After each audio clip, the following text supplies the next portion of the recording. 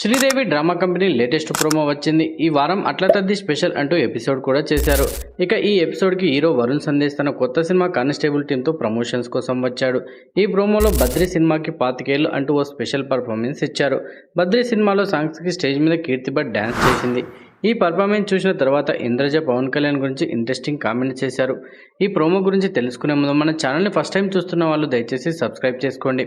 పవన్ కళ్యాణ్ కెరీర్లో బద్రీ సినిమా ఎంత స్పెషల్ అనేది ప్రత్యేకంగా చెప్పనక్కర్లేదు. 2000 సంవత్సరంలో రిలీజ్ అయిన ఈ సినిమా పవన్ కెరీర్లోనే బ్లాక్ బస్టర్గా నిలిచింది. ఆయన మేనరిజం స్వాగ్కి థియేటర్లో ఫ్యాన్స్ ఊగిపోయారు. ఈ చిత్రంలో పవన్ సరసన రేణు దేశాయ్, అమీషా పటేల్ హీరోయిన్లుగా నటించారు. నువ్వు నంద అయితే నేను బద్రీనాథ్ అంటూ ప్రకాష్ రావుతో పవన్ చెప్పిన డైలాగులు ఇప్పటికీ ఫ్యాన్స్కి గుర్తే ఉంటాయి. అయితే ఈ సినిమా వచ్చి 25 ఏళ్ళు పూర్తయిన సందర్భంగా Sridevi drama company special tribute ఇచ్చింది. తమ లేటెస్ట్ ఎపిసోడ్లో బద్రీ సినిమాలో పాటలకి స్పెషల్ పర్ఫార్మెన్స్ ఇచ్చారు.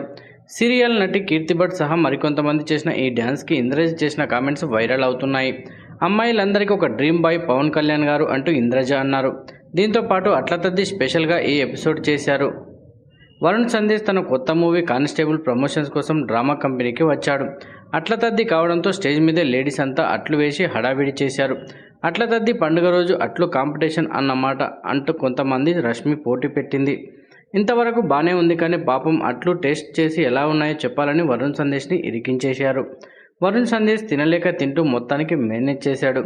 వరుణ్ గారు, మీరు ఎప్పుడైనా దోశలు వేస్తారా ఇంట్లో అని రష్మి అడిగింది. నేను ఎక్కువ ఇన్వాల్వ్ అవ్వను, తినడం ఇష్టం నాకు అంటూ వరుణ్ చెప్పాడు. గత వారం ఇలానే బ్యాడ్ గర్ల్స్ టీమ్ ప్రమోషన్స్ కోసం శ్రీదేవి డ్రామా కంపెనీకి వచ్చింది.